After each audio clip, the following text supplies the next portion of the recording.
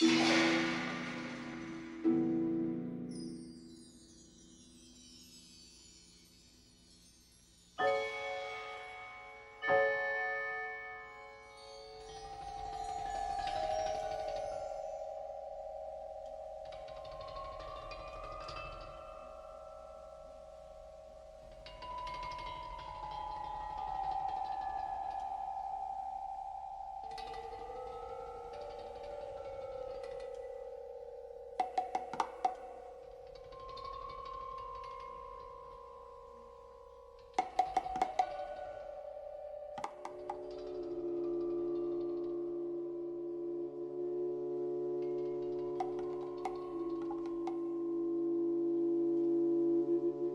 grave is the only thing promised to us from the moment we draw our first breath.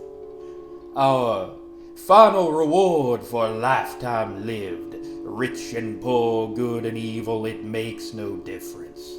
When our flames are extinguished, we are all destined to be swallowed by the same black abyss, never again to be heard, to be forgotten as life carries on without us.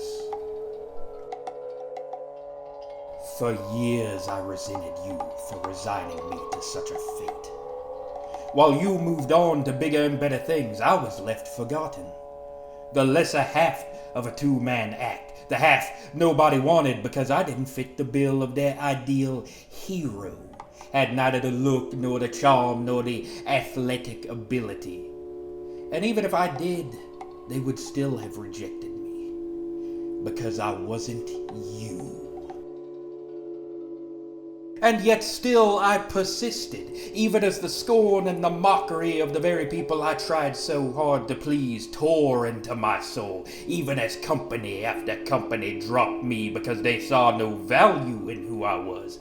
I did everything I could to live up to the impossible standard that you embody.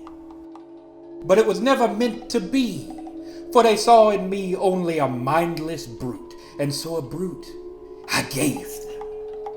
And that is when the attitudes toward me began to shift.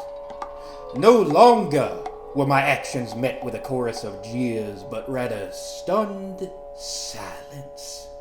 They recoiled as I dismembered my opposition before their eyes, before their children's eyes, left broken and bloodied any poor soul that was deemed expendable enough to feed to me. In their eyes I saw no longer hatred, but horror. And in that horror, I finally found myself. For why be loved when you can be feared? Why try to deny your role in this twisted circle of death when you can be the instrument of its will? To become that very finality which cannot be escaped, to look down with amusement at your quarry as it does everything it can to flee, to cheat, to bargain its way out of the inevitable, only to fall by my hand. I've never experienced anything more fulfilling in all of my existence. In the blackness of obscurity, I found my calling. And that calling was always going to lead me back to you, my friend. Not for any petty quest for revenge, no. I no longer harbor any more hatred for you than I do admiration. But you do have something that I want. The one thing that has eluded me in favor of you for all these years. And that is the faithful. Or more specifically, their faith. Because a monster, much like a god, is only as real as his believers are many. And that is why I cannot allow you to exist. In a world where even the freaks and the lawn daddies are celebrated, the time is ripe for a new boogeyman to take the stage. And when I lower you down to eternity's cold embrace, that boogeyman will be the only myth left to believe in. In your damnation shall I finally ascend to my rightful place. And as the champions of Divinity are reveling in their victories and adulations, at the back of their mind they will be asking the same question as all of their followers. How long do they have left? How long before the sweet, sweet sound of jazz starts to tickle their eardrums and they know that their time is up? That there's no escape, because the moment they are chosen, they are as good as dead.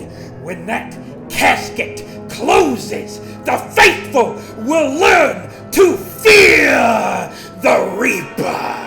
That in the face of eternity, their voices mean nothing. Their divinity is a lie, and their heroes are anything but